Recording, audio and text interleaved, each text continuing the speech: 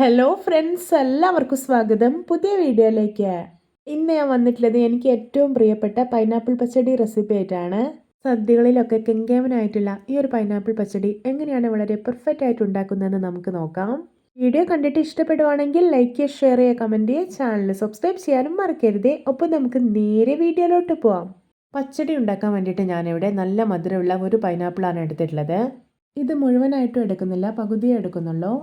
ഞാനിതാ പകുതി പൈനാപ്പിളിൻ്റെ തൊലിയെല്ലാം കളഞ്ഞിട്ട് ചെറിയ കഷ്ണങ്ങളായിട്ട് മുറിച്ചെടുത്തിട്ടുണ്ട്. ഇനി ഇത് മുഴുവനായും കുക്കറിലേക്ക് ഇട്ട് കൊടുക്കാം. ഇനി ഇതിലോട്ടൊരു അര ഗ്ലാസ് വെള്ളം ഒഴിച്ചു കൊടുക്കാം. ഇനി ഒരു അര ടീസ്പൂൺ മഞ്ഞൾപ്പൊടിയും ആവശ്യത്തിന് ഉപ്പും ചേർത്ത് കൊടുക്കാം. ഇനി ഇതൊന്ന് മിക്സ് ചെയ്തതിന് ശേഷം കുക്കർ അടച്ച് വിസിൽ വെച്ച് കൊടുക്കാം. ഒരു 3 വിസിൽ വന്നോട്ടെ. പൈനാപ്പിൾ നന്നായിട്ട് വെന്തുടഞ്ഞു പോകാൻ പാടില്ല. നമ്മൾ കഴിക്കുന്ന സമയത്ത് ചെറുതായി ഒന്ന് കടിക്കാൻ പറ്റുന്ന പാകത്തിൽ കിട്ടണം.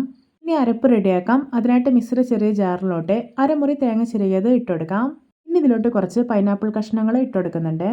ഇനി ഒരു 2 ടേബിൾ സ്പൂൺ കടുകും 3 പച്ചമുളകും ഇട്ടുകൊടുക്കാം. ഇനി ഇതിലോട്ട് കുറച്ച് വെള്ളം ഒഴിച്ചിട്ട് നല്ല സ്മൂത്തായിട്ടൊന്ന് അരച്ചെടുത്ത് വരാം. ഇപ്പോൾ ഇതാ നല്ല സ്മൂത്തായി തന്നെ അരച്ചെടുത്തിട്ടുണ്ട്. ഇനി ഇത് മാറ്റി വയ്ക്കാം.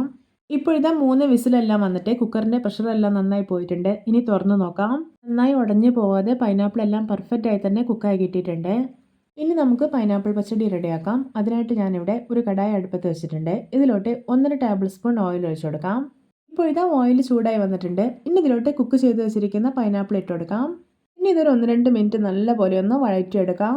ഈ ഒരു പൈനാപ്പിൾ പച്ചടി ഒരു സംഭവം തന്നെയാണല്ലേ, എന്തൊരു രുചിയാണ് ഇത് കഴിക്കാൻ. പിന്നെ പച്ചടി ഉണ്ടാക്കുമ്പോൾ നല്ല മധുരമുള്ള പൈനാപ്പിൾ തന്നെ എടുക്കാനായിട്ട് ശ്രദ്ധിക്കണേ. ഇനി ഇതിലോട്ട് അരപ്പ് ചേർത്ത് കൊടുക്കാം. ഇനി കുറച്ച് ജാറ് കഴുകിയിട്ട് വെള്ളം കൂടി ഒഴിക്കുന്നുണ്ട്. പൈനാപ്പിൾ വേവിച്ചെടുത്തിട്ടുള്ള വെള്ളമാണ് കേട്ടോ ഞാൻ ഒഴിക്കുന്നത്. ഇനി ഇത് നന്നായിട്ടൊന്ന് മിക്സ് ചെയ്തെടുക്കാം. ഇനി ഇത് നന്നായി തിളച്ചിട്ട് അരപ്പൊക്കെ കുക്കായി വരട്ടെ. വളരെ പെട്ടെന്ന് തന്നെ റെഡിയാക്കാൻ പറ്റുന്ന അതിരുചികരമായിട്ടുള്ള പൈനാപ്പിൾ പച്ചടി റെസിപ്പിയാണിത്. എല്ലാവരും ഇതുപോലെ ഒന്ന് ഉണ്ടാക്കി നോക്കണേ. ഇപ്പോൾ ഇതാ പച്ചടി കണ്ടോ നന്നായിട്ട് തിളച്ച് കുറുകി വന്നിട്ടുണ്ട്. ഇനി ഇതിലോട്ട് 5 ടേബിൾ സ്പൂൺ നല്ല പുളിയുള്ള തൈര് ചേർത്ത് കൊടുക്കാം. ഇനി ഇതിലോട്ട് 1.5 ടേബിൾ സ്പൂൺ പഞ്ചസാര കൂടി ചേർത്ത് കൊടുക്കുന്നുണ്ട്. ഇനി ഇത് നന്നായിട്ടൊന്ന് ഇളക്കി യോജിപ്പിച്ചെടുക്കാം.